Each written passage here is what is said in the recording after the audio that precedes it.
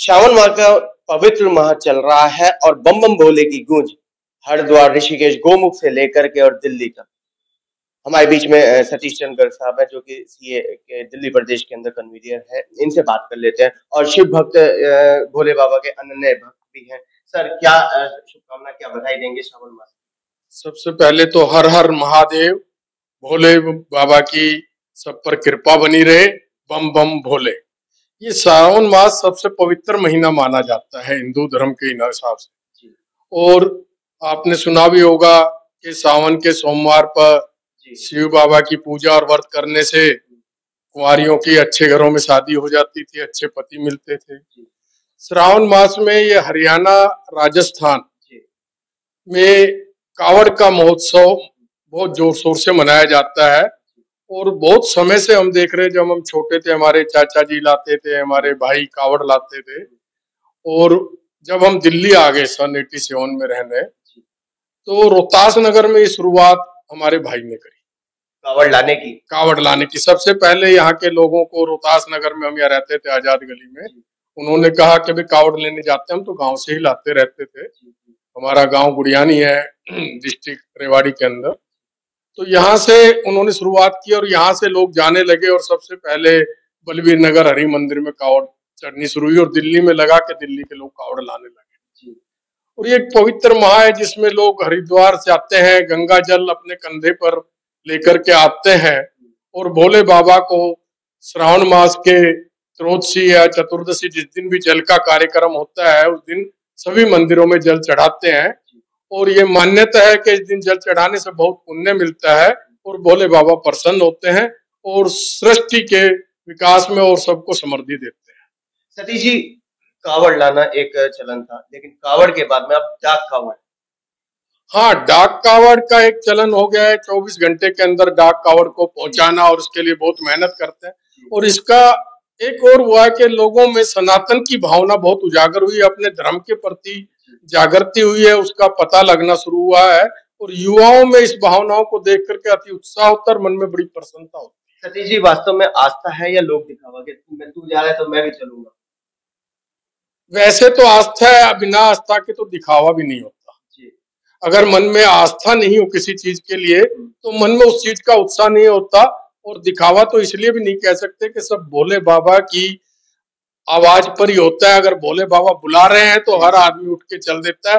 तो आस्था, धर्म और पूजा पद्धति में कोई दिखावा नहीं, ये मन का भाव है। सतीश जी, आज देखने में आ रहा है कि टीवी क्या, सोशल मीडिया क्या, इंस्टाग्राम क्या, ट्विटर क्या, फेसबुक क्या, यूट्यूब क्या, सब भोले बाबा के उससे बड़ा हुआ है और कावड़ का मेला लग रहा है। कावड़ मेला तो अच्छी बात है और ये तो सोशल मीडिया के साधन है। पहले हम फोन करके बताते थे कि भाई हमारा बच्चा कावड़ लेने गया, आप आइए मेले में। और इस तरह हम सोशल मीडिया से बताते तो औरों को भी प्रेरित करते हैं, औरों के मन में भी भाव जगते हैं। तो सनातन का विस्तार हो रहा है, सनातन का पता सबको लग रहा है, तो ये अच्छी बात है। और साथ में भोले बाबा ने जो हमें सिखाया, आप देखिए कि सभी देवों में महादेव भोले बाबा को कहा जाता है। ये राजनीतिक लोग भी सुन ले, ये गवर्नेंस का अच्छा मॉडल दिया था भोले बाबा ने। जब समुद्र मंथन किया तो सभी अमृत की तरफ भाग रहे थे। और जब गवर्नेंस करोगे, मंथन करोगे तो हलाल भी निकलेगा। बिल्कुल निकलेगा। उस हलाल को कौन पिएगा? तो भोले बाबा ने कहा, अगर आपको सेवा करनी है, समाज में सेवा करनी है, तो आपको हलाल पीने को भी तैयार रहना है और उसको कंठ में रखना है, अपने कंठ में ही रखना है, ताकि वो हलाल समाज को, देश को नष्ट ना करे। और उस हलाल को पी के आपको समाज की सेवा करनी है, देश की सेवा करनी है। आपको उस जहर को उगलना नहीं है, अपने अंदर ही समाहित रखना। वही सतीश जी, जहाँ भोले बाबा के लिए कावड़ लेने लोग गए हुए हैं, वही संचालक ने भी सेवा के लिए तत्पर है। उनके लिए क्या बधाई, क्या शुभकामना देंगे? जगह जगह कावड़ कैंप लगे हुए हैं। देखिए, जगह जगह कावड़ कैंप लगे हुए हैं। मैं उनको बहुत साधुवाद देता हूं जो सेवा कार्य में लगे हुए हैं। लेकिन मैं आपको बता दूं कि जो सच्चा कावड़ लाने वाला है, पहले भी थे हमारे समय में, जब हमारे चाचा और हमारे चाचा के लड़के और भाई जाते थे, वो कहीं किसी जगह रुककर कुछ खाते पीते नहीं थे। उनको केवल एक कुछ देर का रुकने का आसरा चाहिए, या रात्रि हो गई तो रात्रि विश्राम, और उनकी कावड़ सुरक्षित रहे उसका साधन चाहिए। चाहिए। उनको कोई और सुविधा नहीं चाहिए कि वहां पर जरूरत पड़े तो कोई मेडिकल की सुविधा हो, पैरों में छाले पड़ जाते हैं, बारिश का मौसम होता है, बुखार हो जाता है, तो उसमें सहायता उनको चाहिए होती है, क्योंकि 30-40 किलोमीटर चलने के बाद वो एक पड़ाव डालते हैं।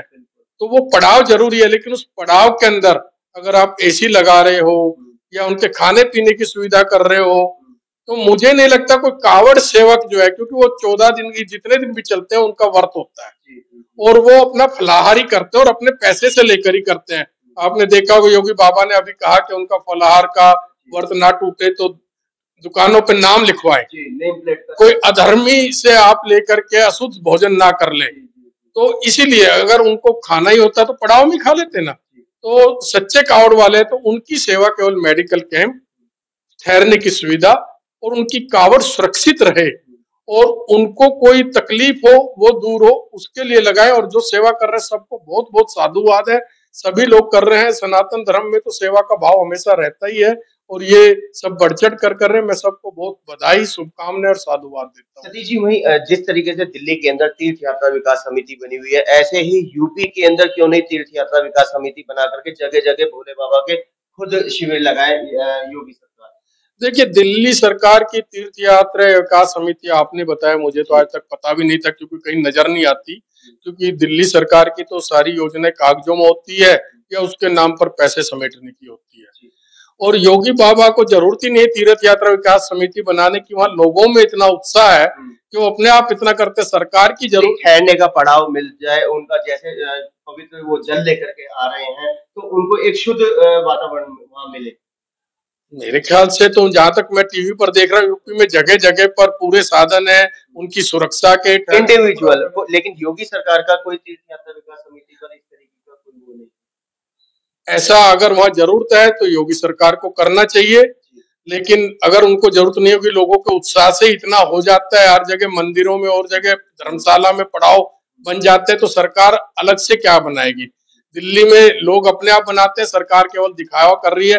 तीर्थ यात्रा विकास नहीं, सरकार दिल्ली की अगर हम बात करें तो दिल्ली टेंट व्यवस्था और बिजली की व्यवस्था ये सब मुहैया दिल्ली सरकार, वो तो यूपी में भी करा रही है।